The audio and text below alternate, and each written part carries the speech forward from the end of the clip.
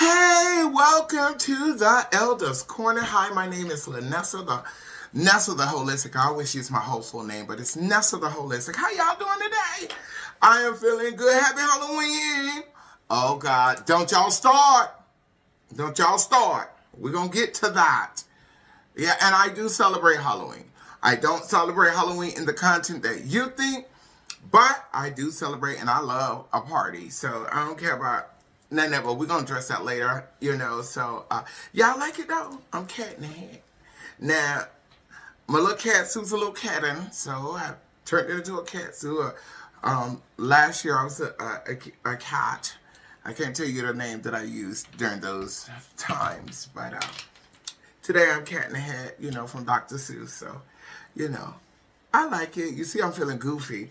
My weekend was kind of awesome. Friday night from Grace and Mercy Deliverance Temple, where the pastor over there is Pastor Cooper Marshall. Her second hand, Pastor Denise Brown, came and let me tell y'all something. So y'all know we're getting ready for convocation. We're I'm going to say about 10 days till convocation. So it's like that. It's right around the corner. And I noticed that the closer we get to there, when we first started preparing for it, when we started like, okay, it's finna happen, we all rented and we're trying to prepare and stuff, and we started clashing. We were clashing. Like, we was at each other's throat. I don't know why. And Bishop called us all in and be like, y'all know what the devil trying to trick us, right? And so everybody got on one accord, and we've been on one accord after that. Like, we've been a team. I thank God for that. So we've been kind of like a team. And then now, as we've been going to we did the 3-in-1, and then y'all know all month we've been doing the domestic violence, that's community building. Domestic violence is community work, the community building. Pastor Jackson is so different and so amazing that she's working in community. While we're at the headquarters, and she's not a part of our affiliation, she's doing her thing. She's called by God to do things differently. She's a prophet. So y'all know prophets ain't really like, come on now, if you really know a real prophet, they different. Some could be spooky, some could be weird. They do things orthodox because they have to. They're in constant communication with God. Good or bad. And I'm going to get into that. But I'm just saying, she's a prophet. She's in her spirit. And I was talking to her about it. I know I'm off, but I'm still in the same vein. When she going she has a pitch. And when she goes into her pitch and she speaks in her heavenly language, you could tell what's happening. That's all I'm trying to tell you. You got to get there on Saturday so you can see it for yourself and you'll know. If you're spiritual, no spiritual. So I'm just saying. But as everything was coming together, like, because, she's doing community work, and then in the house, we celebrated the 3-in-1, 1 year of service, 1 year of a pastor, and then 52 years of living. So we got to celebrate, the work in a year, the celebration of working all year. Then we got 1 more year of God giving me a second chance, and I get to live my life and live my life more abundantly. We got to celebrate that. And then we went into Friday night, Fresh Fire. Denise taught us about falling into our situations. Oh my God. God forgive me. Pastor Brown taught us about falling into our temptations and what's the purpose of it. Falling into diverse temptation builds a character, gives you a testimony. So she went in, like, you had to be there. I told y'all she was a smooth criminal, in our metaphors. And then y'all know I told y'all that I had to serve. And so I had my opportunity to stand before the church. And I was standing on the backs of Bishop Anthony G. Robinson, 14 years, working, serving, doing, taking care of, not just the church himself and doing God's work. So I got to stand on his back, and I stood at his pulpit, which was a straight honor, and I did my little thing. And I was so nervous because all of the leaders were in the house, like the SOAR ministry and God's Grace and Mercy and Yahweh, City of Yahweh was in the house. Like Elder Vance, he's a musical. He's a spiritual musical, genius. He goes all over the world and do music. Y'all gonna go see him. Oh, y'all. Though I said Friday night, you get to see him do his thing. And I need y'all to be there so y'all can see. I'm going to put it on Elder's Corner. I promise y'all. I'm going to try my best. But y'all know when the spirit gets high, most protocols we have to come down. Even when we was on recording on this weekend, when we started singing, it started freezing, saying that we were singing and making our own music. That's how it gets so high that you think that like you in a concert and then you're really in the spirit. But anyway. So I was tasked with an assignment. And y'all, I'm telling you, I did not go to Bible study. I did not look in my Bible book. I haven't looked in my Bible book in about 3 weeks because I ran out of town. I missed that Bible study. And then the other Sundays, something was going on. I missed that. So I hadn't took the time out to really do my work. I'm just being honest with y'all. Like, Big Homie, we're on the call and we tell the truth over here. Truth shall set you free. It makes you better. When you ain't got to lie and you got to keep making them. I didn't do it. I didn't. I told the church yesterday. And let me tell you about a pulpit. For those of y'all that's so eager to be a preacher or a pastor or a preacher. Like, regardless, when it's sanctified the way it is, and they're singing and it's constant scripture, constant prayers, constant scriptures, constant prayer, God showing up, constant prayer, like right there in that area. When you get around that, it's kind of hot up. It's hot physically, and it's very hot spiritual. So you can't sit up there going through something and think that it won't come out up there. And you really got to be clean on that pulpit. I don't care who pulpit you get on. You better be clean. You better be clean because it's going to come out. You're going to be speaking, thinking you scriptures, and you are going to be telling on yourself. I'm just telling you. So be careful when you want to be run up on them pulpits and run up and want to teach and preach. And then everything you teach and preach going to happen in a formality to you. So be careful with that stuff. I always go up there with honesty, like, look, I ain't who y'all thought, like, I'm on grace and I'm on the back of my leaders. So anyway, I got into that, and then I talked about us. It started talking, God talking to us right now about a lot of our leaders are stepping up. They're getting justified. They're getting presented. They're being declared. You know what I'm saying? And, the Lord's been talking to me about it, so I share what he shared to me. Even though I'm not doing it this year, I'm still there. And what God is telling me now is something I'm going to need when it's my turn. Whoa, I said a lot right there. So when it's my turn, I'm not going to be, this time I won't be uneducated. I was a pastor, y'all, and there was a lot of stuff I didn't know. It was a lot of stuff I recently learned that I should have known. Like, because Pastor died, I was second in position, and the Lord just, they presented me, they ordained me, and gave it to me. And y'all, literally, it was a lot of stuff. My behavior didn't even qualify for me to be in that position. In my head.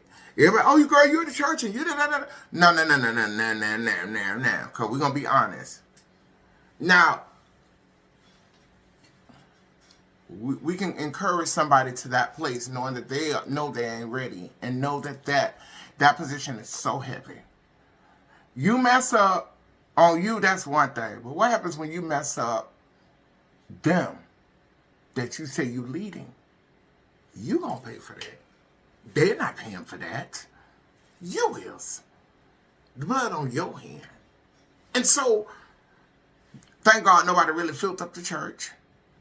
Church won't fill my kids. My kids been in my life, all their life. Well, our lives together with my children. So they were there heavy. And the few people that popped in to support me, they know me. And, they were in a position of trying to establish themselves. And so I was going to combine it and get us a leader. I promise y'all, I never ran to it. Like, I'm the pastor. when it happened and I got ordained, I was outside looking, vetting for pastors. I had City of Yahweh. It wasn't City of Yahweh at that time. Bishop Tate came. Bishop Skylark came. It was a couple of pastors that came for the position, before I dissolved it. So I'm just telling you, like, now I'm learning. And so the Lord wants us to be obedient. He wants us to be aware. He wants us to be useful. He wants us to be useful. And the cleaning up going to happen. There's going to come a place in your life that you're going to be so serious about what you say that your cleanup is going to be your cleanup. And you're going to do it. Trust me. So we did that. And then we had, like I told y'all about the domestic violence awareness. Sister Wilson came and she gave her testimony. And now she's in the field working with individuals that not only, having housing issues and stuff like that, but she also gives them resources and stuff when they need help. And she talked about her years of the abuse. And then we had Missionary Morris. She came up and she talked about her sister. And she was in tears. Tears. They were young when this happened to them. So you felt that. And she told how she vowed, like, her sister's abuser killed her.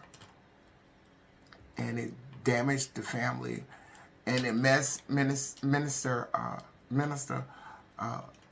Morris up so bad. She said, the guy only got 4 years for doing that to where she got out. She said, for a year, she was riding around on the train or buses in the neighborhood. She was going to kill him. I'm telling you, it was so honest. And she even told us the definition of domestic violence, which had everybody feeling like, I even experienced that, And, if you ever been to jail, you've been in domestic violence. I talked about that, with those who can relate.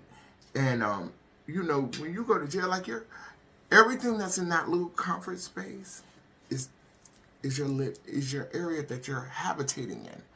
And anywhere you habitate and there's violence or physical violence, and sometimes the atmosphere might be aggressive. So that we're not talking about. We're talking about when we deliberately abuse somebody or downgrade someone in their habitation.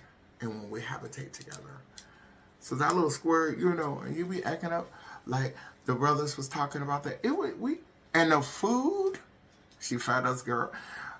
Pig feet, barbecue chicken, collard greens, baked mac and cheese, beans and rice, the Spanish style. Potato salad, macaroni salad. Like they didn't play over there at Healing for the Nation. Y'all be missing out on good food and good lessons to put in your toolbox. It's on Saturdays. It's in the midday where you could just go and between 12 and 1, really nothing's going on unless you're going to brunch. So you can go to brunch between 2 and 6 if you're doing brunch. But that's mostly on Sundays, right? But I'm just saying, if you have the time, go over there. It's on Washington Avenue. I already posted the address. I'm not going to say it, but it's in the Bronx. It was nice. It's nice to learn what's going on in the community and being a support for those in the community because the church is a resource. And so we want to make sure that we're a resource for those who are not like us, right? Minister Beverly from Healing of the Nation found out about the podcast and she wants to come on here. Not only just big up our church, which that's what we want, but y'all going to see someone who grew in the church and her whole life changed. And I'm not going to tell her testimony because when you hear it, it is going to benefit you. It is going to benefit you. And I'm going to bring her on. We're going to have tea and crumpets. And we're going to sit on here. We're going to have a deep conversation, y'all. And remember, Minister Beverly is amazing. One thing I love about Healing of the Nations is that them sisters been through hell and high water, and they stick together, And when you come in, you know it's love. And they're happy to see you. So, if you're going through things like dealing with people in community and stuff like that, Healing Nation is for you. Trust me. The brothers there are brethren. They're good people. They treat you with love and kindness. Like that. My church do it too. You know, my church is the bomb to me. So, but we, you know, we have traditions and stuff like. So, yeah. Y'all know that we are still in cancer awareness. Y'all, we in the last weeks of October. You know, Halloween coming up, and so we're in the last weeks, and so I just want to make sure that we always remember those who were affected by cancer, who family transition, and we want to celebrate those who also beat cancer and still thriving and still living a healthy life. This your month. We love you, and we're just gonna give this a moment of silence for those who did transition, not only in cancer awareness, but we want to do a moment of silence for those who transitioned or was hurt during a domestic violence. Okay, we're gonna do a moment of silence.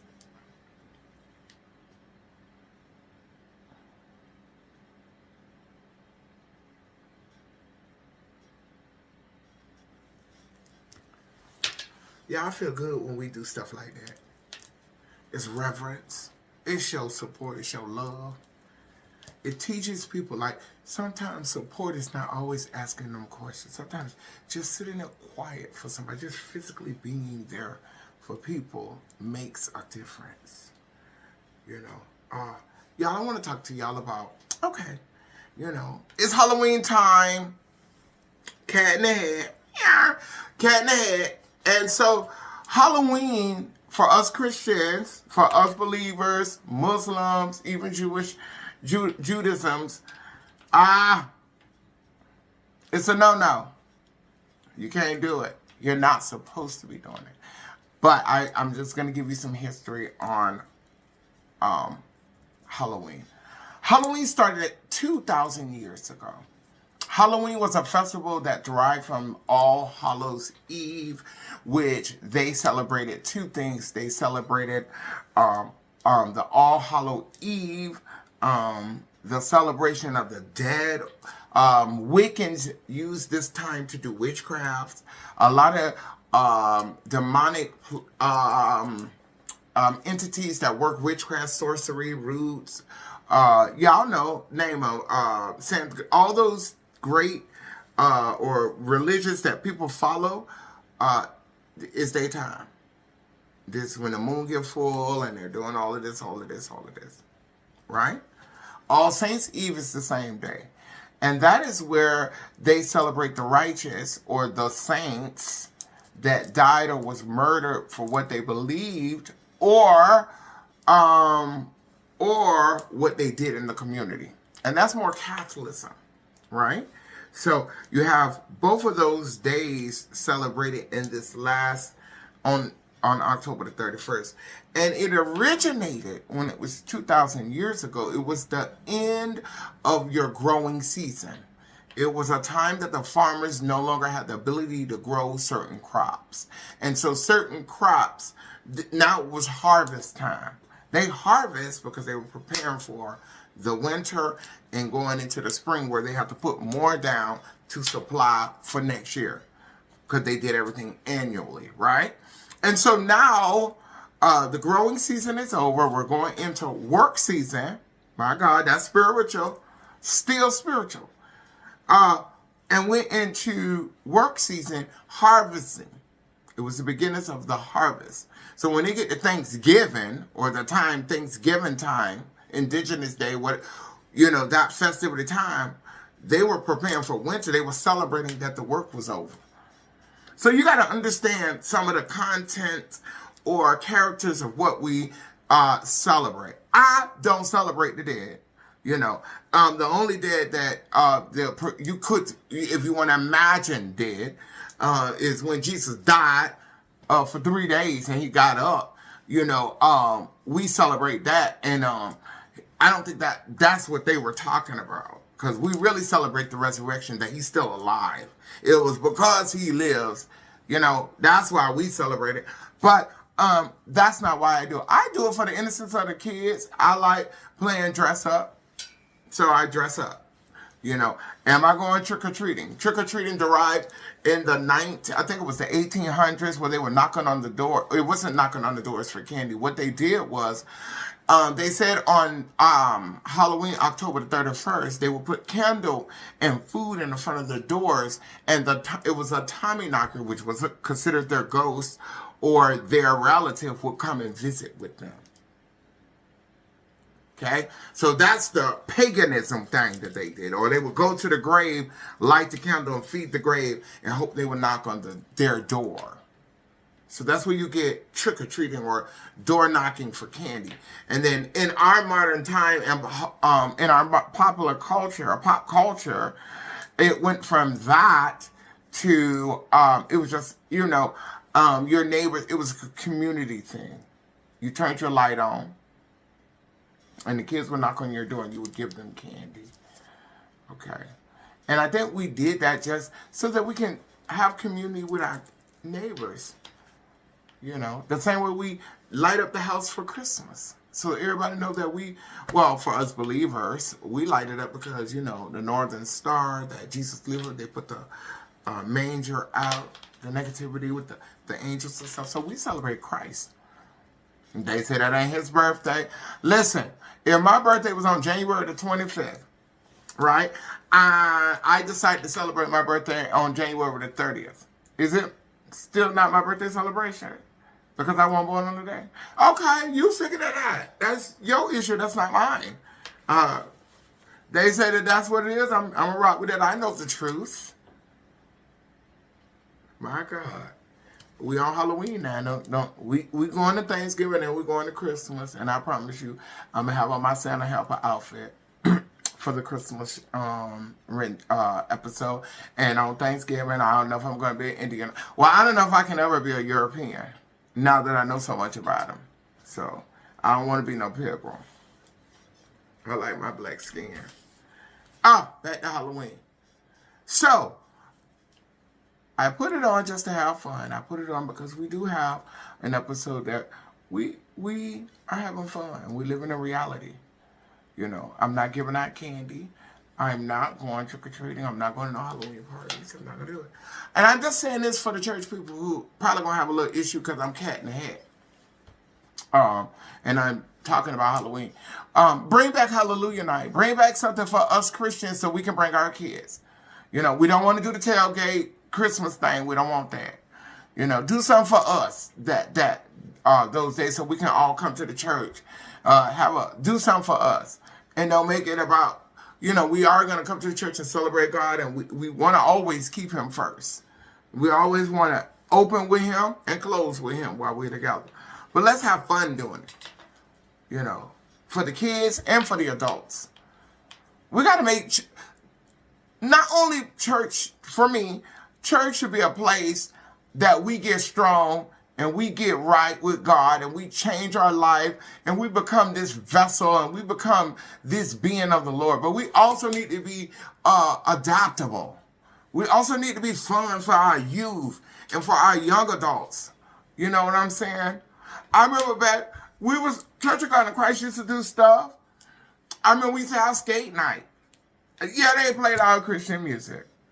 But now we got some real good Christian music. Now we got Christian rap. We got Christian R&B. So we can have a Christian straight night with some of the D1, call it like it is. He a Christian rapper. We got what's the man name? Haddett, Dietrich Haddett, Ty. We got some rappers.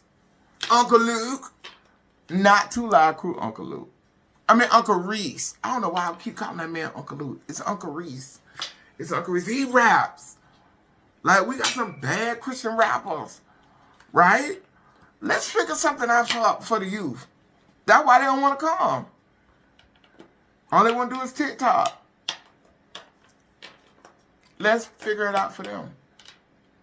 We got to be so And well, I told y'all Sunday, if you go watch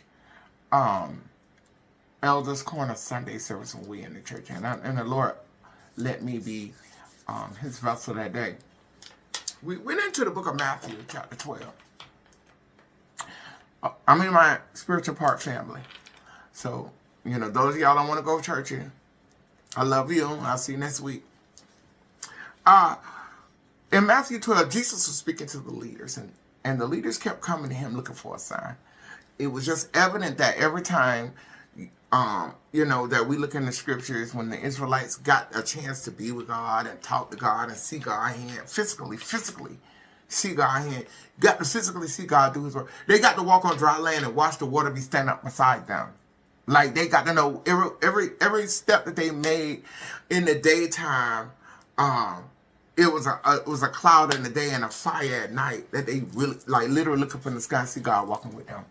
Like, they had that kind of connection, right? Because they was the chosen people for God. God said, these my people. I'm their God. Like, them all my. He made all us. Every last one of us. But he just took these going to be mine. These specifically people just going to represent me. That's why he made the world so different and so like it is and so intertwining. And so he made everybody the way he made us. So for those of y'all want to beat them up because, this and that, that's your, you need help. But for his particular people, they want to be like everybody else. Look at some of the preachers and look at some of the people that's in our church. Same way. You adopted, now you chosen. But everything you doing is what you seen somebody else do. You're not original. You're not different. You're not. You try to act like the old nasty nanas from back in the day. Like, that's cute. That's not cute. People want to go to the old people and get knowledge, wisdom, and hug on them and get some wisdom and knowledge. Don't want every time they own face it. You're not y'all know now. Y'all know.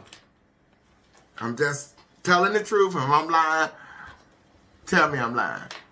Y'all know how people do that today. You don't be yourself. You don't tell about your experience with God. You don't tell how you learn. You don't even take time out to learn for yourself. You stuck in one text. God is not one text. The Bible should be your main and your bottom line and your foundation. Your foundation should be Jesus Christ. Your foundation should be the Holy Scriptures. But you got other religious books that correlates with it, that gives you a further experience with what you're reading so you can really understand how real life people dealt with the spiritual being that created them and said, I'm yours. Whatever you need, I got you. Don't you ever feel alone? Don't you ever feel like he begged them not to get a king? They wanted a king so bad because everybody else had a king. Well, I'm telling you, I don't want no king. I have my spouse who is my king. That's it. I don't want no king. They wanted a king, bro. So Jesus was getting on them, and then he told them about this stuff, you adulterous, wicked generation. He spoke about everything us leaders do that everybody the people don't know that we've done, but he know what we've done. And you still looking for a sign. After he done did all this, you still looking for validation. You still looking for somebody to say you this. You still looking. See, I didn't even get into that. And then when he was talking to me, they said, you keep looking for a sign. It ain't going to be no sign. It is not a sign, but the sign of the prophet Jonah. So I went into Jonah's life. This is what I did on Sunday. I'm just telling y'all the secret part. What was in the spirit for me. I went into Jonah's life. Jonah was blessed, was hanging out with God. God spoke to him directly. He heard God, talk to God, me and you talking, like I'm talking now. God said, go over to Nineveh and tell them in 40 days it's going to be over if y'all don't get right. And I was looking up a lot of stuff for Nineveh. Is Nineveh chosen? What? Okay, the sins of Nineveh went up. Everybody, you know what I'm saying? But God specifically, you done had enough with Nineveh. Who are they? Why you were so with Nineveh? We know they were part of the Assyria, empire and stuff like that. Because I did the historical. I did the work. I ain't gonna go on here because it'll drag us. We'll be in here all night if I really get into the whole thing. I'm just giving it ebonics so you can understand where I went. Even in church, I did this like this too. I don't want, and tell you the truth, they say long-winded preaching, people lose. After the first, they'll get in 15 minutes, then they lose like, girl, hurry up. Because sometimes God's speaking and they get that one piece, they don't get it all. But anyway, they ain't got nothing to do with us. So, I want to tell, so God told Jonah to go tell them people something. You know what, God? God was going to punish them for their sins and their wickedness that came before him. Jonah said, I ain't doing that. Go on and handle that. Them people, you can't even, they have all kind of armies and stuff like that. In church, I said Christians because we're Christian. We call God Jesus, so I said Christian. But these were people that don't believe in Yahweh or Elohim or the Almighty, whatever you call them, Jehovah. These people are like, we don't mess with that. You come over here with that, we're going to kill you. They were barbarian. They were barbaric. Okay? That was one excuse Jonah tried. You got to go on other texts to get the information. That's all I'm trying to tell you. Because you're not going to just get that out the Bible. Jonah in the Torah, Jonah in the Quran, the Injil. Go read the scrolls. You can go read this. He said, I got a big army over there. Kill me just to even talk about you, God. Go on and kill him. I'm going to go over here. And when you done, I'll be back. He went to Tarshish. Paid his dues, got on the bus. On the ship. And went to Tarshish. Well, on his way to Tarshish. On his way to Tarshish. The wind began to blow and the seas began to rock. And the boat began to go ham. These people got nervous. They even prayed to their own gods. The more they prayed to their own gods, the worse the storm got. Till they realized this Jonah down in the bottom of the boat sleep. Isn't that something? That the ones that's supposed to protect you, the ones that's supposed to be there for you, the ones that's supposed to be teaching you and leading you, the ones that was talking directly to God, will be asleep while you going through it. You'll be going straight through it. And they sleep. You gotta watch them Jonahs. You go to them and try to look for help. And they sleep. They sleeping on you. They woke him up. I can imagine. I was telling the church that I was trying to be funny. I told the church, I said, I can imagine. Because these were unbelievers. They didn't have that cute Christian talk. Then they talk all nice and soft. Hi, I'm Jonah. Can you please get up? No. They came in, nigga, you don't get up. And we about to die.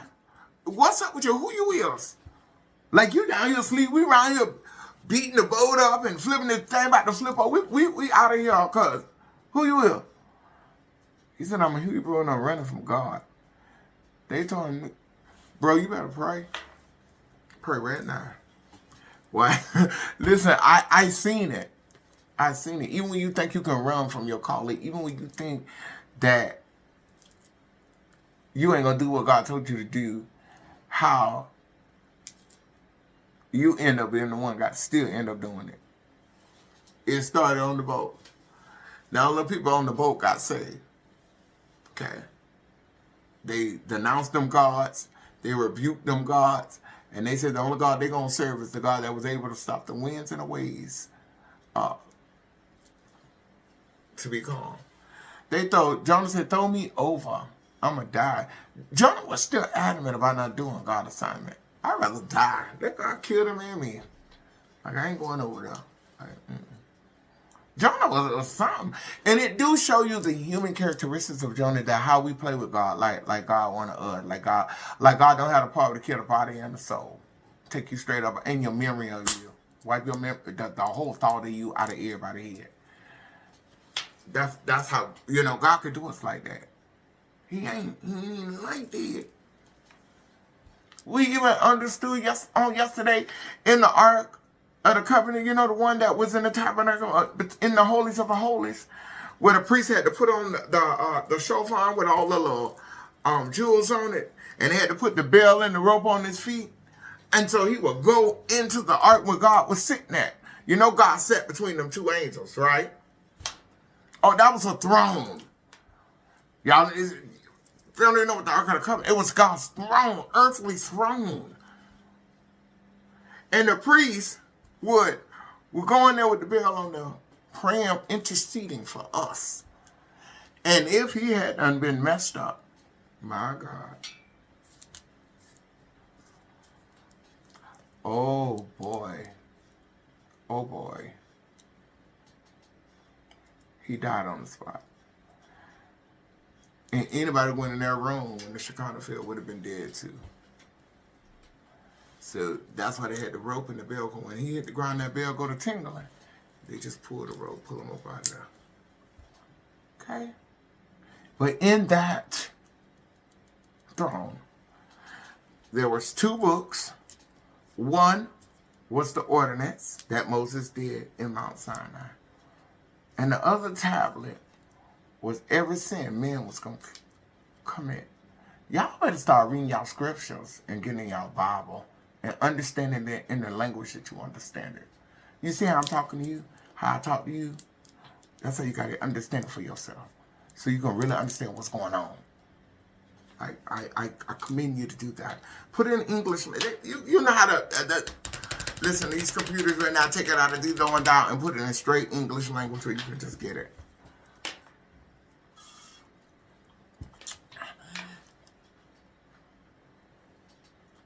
Every sin was in that. So God already knew what we are capable of doing, what we'll do real quick before we even realize we're going to do it. God already know we're doing it. And he still clean you up for the position. He still make it with Jesus' blood washes you clean. When you're professing Jesus and you're professing the power of God, you wash yourself in the blood, and then you can get the job done, and the Lord will bless you. You know what I'm saying? Don't run from it, run to it. Because you run from it, you're going to run into it anyway. My way, going to get it done. Just do it and get it over with. It's just that simple. Right? What you run from, you run into. I told y'all, everything I was running from, I ran into it. I told y'all that a couple of episodes ago. If that's for real. You don't do the assignment going to do you. You still got to get the job done. You feel me? Y'all listen. Holy Convocation is about 10 days away. And I want God mandate. I want his power on me. I want to be changed. I want to be strong. I'm still going to be NASA. There's some things I'm working on. But that's what I want. And I want to experience it. And when I step into it, I'll be ready for it. I'll be equipped this time. You get it? I'm just telling you, y'all. Big homies, let me tell y'all something. I love being on here with y'all. Y'all just so know, since I started this, it's like a relief for me. I come over here and talk about the scriptures and stuff. I got some stuff lined up for y'all. Y'all just know I got Minister Beverly from Healing Our Nation. She's going to come over here. I'm telling you it's going to be fun. Y'all know I'm booking the Mormons so we can eat them up. Because we ain't going to let nobody tell us that Jesus only talked to one person. The resurrected Jesus only talked to one person. I'm not going for that. So I am doing that. We're going to do all that in the month of November to December so that in the new year, we're going to start this new year out with a bang. Okay? So there's going to be a lot of changes. Y'all see, I'm working on a lot of stuff. I'm going to get the cameras right. I'm going to get the lighting right. I'm having guests. I'm going to change the studio again. You know, I might even paint it. You know, I'm going to change it. It's going to be worth it. And, yeah, we got Minister Beverly. We got the Mormons coming. I'm going to take y'all to, y'all know I sell sea moss, right? Y'all know that I buy it from some wholesalers, some Asians, and I get it at a very good price. And I turn it from its organic form into a sea moss gel. I do the infusions. So for those who like the sea moss to be their medicine, who does holistic medicine, because I can help you with some stuff, you know, you got to sit with me so I can make something for you. And we sit and talk, and I can make you a nice little thing for your health, your hygiene, sexual health. I have some mixes for that. And I'm going to take y'all in the kitchen with me. Y'all remember when we first started the Elders Corner back, that we was talking about people always trying to be in other people's kitchens and bathrooms and bedrooms, right? Stay out of people's bathroom, y'all. But I'm going to take y'all into my kitchen. We're going to my kitchen, and I'm going to make some fresh sea moss from each step.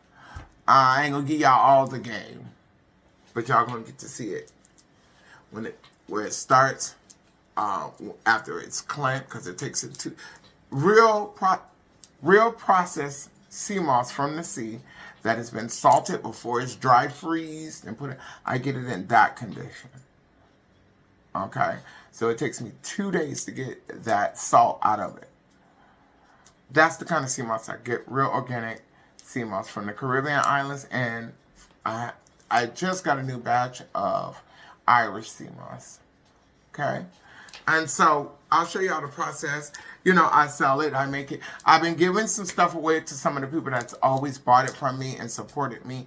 So I'm going to bring that on here too. I'm going to do some holistic stuff on here. I'm going to show y'all how to make some medicines too. Like, so y'all don't have to keep running and buying that alcohol, like the pharmacy, that stuff that got alcohol in it and make you go to sleep, and then the next day you think you will, and then you crash and then you got to go back and get it. We're going to get you off that. I have a sea moss for immune health too. That's the one I've been giving everybody because it's flu season, COVID back. So I got some sea moss for that. So I want to do that with y'all. There's a few things I'm gonna do with y'all. I cooked down soul food. I'm gonna do that too with y'all. We got some years together. I thank y'all for always hanging out with me on the corner. You know what I'm saying? It's building me up. It's changing my mind. It's fixing my situation. And I hope that you laughing on here, because I do a lot of mumble bumble. I do a lot of things to make it clean. Because we can go X-rated on here, and then the show ain't no good. Then my character ain't no good. And I don't want that. So that's why we ain't go ham yet. Now, if you play with me, they're going to see a version of ham. Thanksgiving ham, because Christmas ham is the pretty one. Thanksgiving ham is when you just put it on there. You know, glaze it. Christmas when you put the pineapples and the cherry on top. So, yeah, that kind of ham. Y'all thank y'all for stopping by. I am so grateful that you just took some time out today to spend with me. Listen, don't forget to like, share, and comment. If you really, listen, the views are good if you view it. But it's even better when you hit the like button. Hit the like button for me, fam. All right? Till we see next Wednesday. See the homies later. Peace out. Thank you for being at Elders Corner with your host, Nessa, the Holistic. Happy Halloween!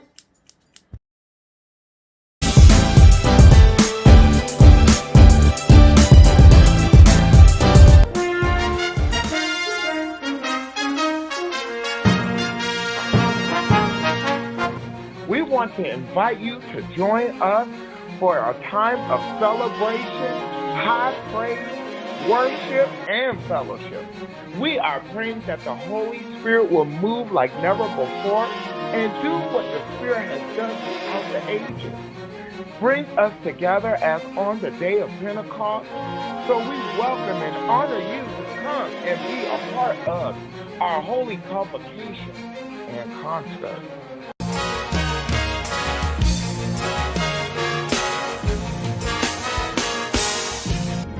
Prepare your hearts and minds for an anointed time of worship, teaching, and fellowship as we gather to seek God's presence and grow in His grace.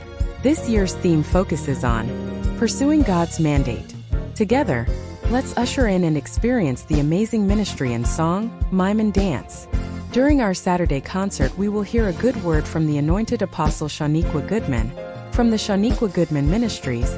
Lastly, on Sunday, November 10th, our very own Bishop Anthony G. Robinson will expound on the message and mandate of this year's theme. Please feel free to bring your family, co-workers, neighbors, and friends as we come together to experience a move of God like never before. Let's make this year's convocation a time of renewal, restoration, and revival. We look forward to seeing you there. We are located at 621 East 170th Street, Bronx, New York 10456, or for more information, please call 631-530-5036.